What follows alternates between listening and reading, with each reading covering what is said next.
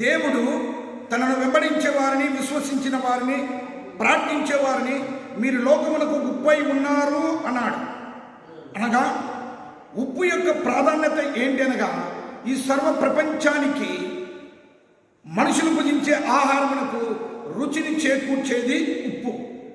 ఈ ఉప్పు లేకుంటే పదార్థాలకు రుచి ఏ రీతిగా రాదో, ఈ సర్వ ప్రపంచానికి దేవుని బిడ్డలు, దేవుని యొక్క ప్రార్థించే ప్రార్థనా పరులు, దేవుని వెంబడించేవారు ఈ సర్వలోకమునకు అవసరము అని దేవుడు చెప్తూ ఉంటున్నాడు. పదార్థములలో ఉప్పు వేసినప్పుడు రకరకాల పదార్థాలకు రుచిని చేకూర్చే రీతిగా మంటను, పులుపును, తీపిని, ఒగురును, వాటి రూపాలను తీసివేసి తన యొక్క సుగుణాన్ని ఆ పదార్థాలకు ఇచ్చే రీతిగా దేవుని బిడ్డలు అనబడేటువంటి వారు ఈ లోకంలో ఉన్నటువంటి చేదు అనుభవాలతో, స్థిమితము లేని బ్రతుకులతో, నెమ్మది లేని బ్రతుకులతో, అలాగనే స్థితికి వేతారిన బ్రతుకులతో ఉన్నటువంటి వారి జీవితాలలో దేవుని వాక్యమనే మాధుర్యాన్ని పంచిచ్చేవారే దేవుని బిడ్డలు.